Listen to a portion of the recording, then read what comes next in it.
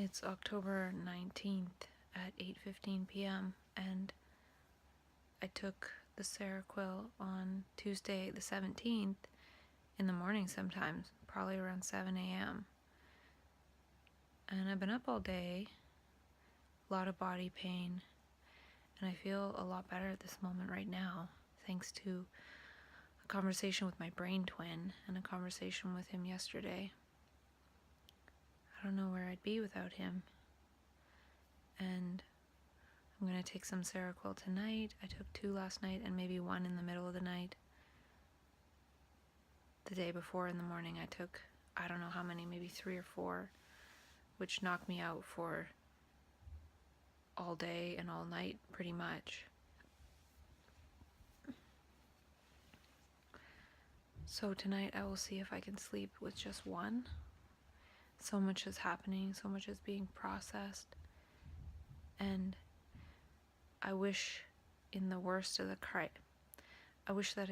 crisis I could have captured the data on the Muse headband, and I kind of wish before I took any Benadryl or Seroquel that I had peed in that thing and sent it off, but that would have cost $1,000 to analyze.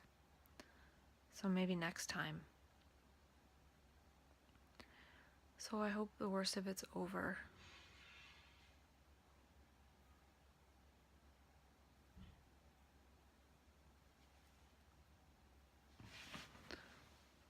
It would be amazing if tonight I can sleep with 1 Seroquel.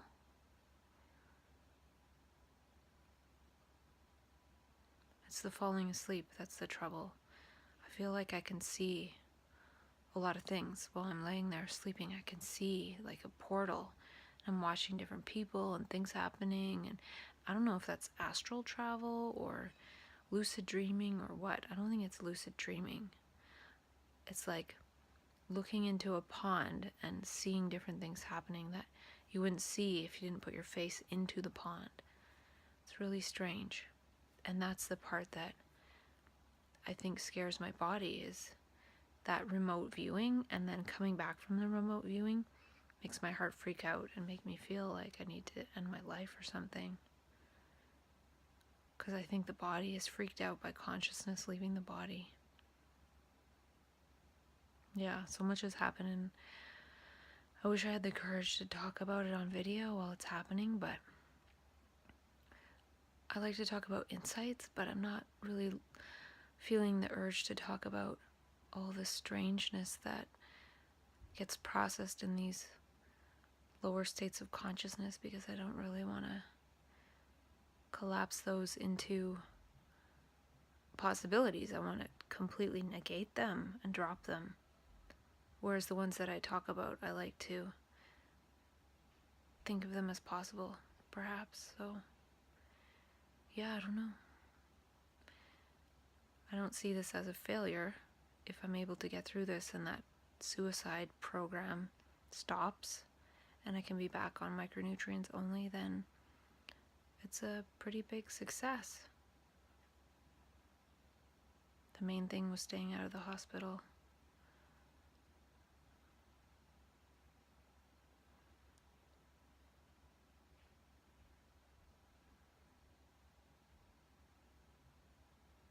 And I'm grateful for those who are around me, supporting me through this process of getting through this death that happens.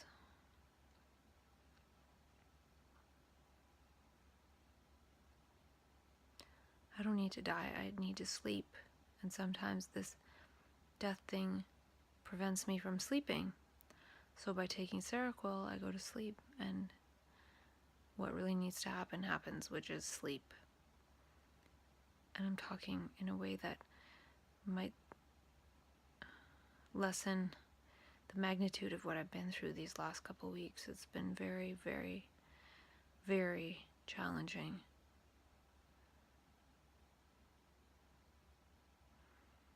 And the Seroquel was mercy mercy I can't take anymore. I don't know if it's good to let it go that long. Like in California, I just drugged it right away. Maybe that was better. I don't want to have to drug it all the time, though. I have to see how the Seroquel interacts with the micronutrients, or I might end up having to put myself back through square one of the mental health paradigm. I really don't know. But the thing is, knowing that I've gotten this far, it would have been 20 weeks tomorrow, or 9 months without a crisis on Wednesday, yesterday, but I didn't make it that far, just under 9 months. But I made it further than 8.5 months. So maybe this just shows that it's going to happen every 8.5 to 9 months, and I need to be prepared and maybe nip it further, because it has been going on for a couple weeks, but not to that extreme. So I don't know. We'll see what happens next time. I'll have to mark it in my calendar.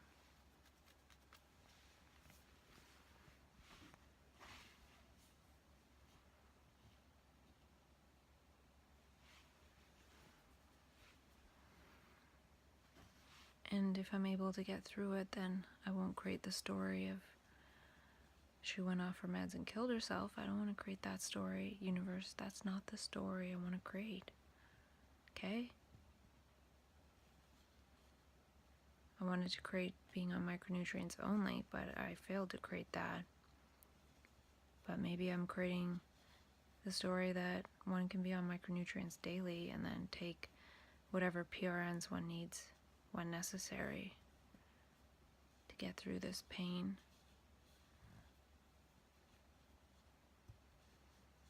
And most importantly for myself is staying out of the hospital. So far I've been able to continue that, and soon it'll be 18 months. I don't remember when that date is, but it's a failure and it's a success. And failing has played into the struggle of feeling like a failure overall, reverberating through my whole life. But I don't want to go into that now, because talking with my brain twin, I was able to feel more back into creative consciousness, which leads me to talk to myself. I did create the video of when I took Seroquel, and I haven't edited it yet. But last time it took me a week before I talked to myself, and this time it's a couple of days. So we'll see what happens.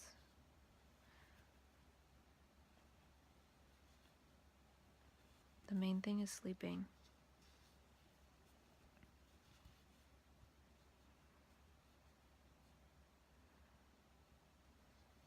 I did invoke the power of prayer, praying God for mercy. The pain is still there somewhat. I'm going to take some niacin to deal with this supposed anxiety pain. And we'll see if I can get through the next few days and reattach to free will and separate movements and some slight expanded epigenetic matrix.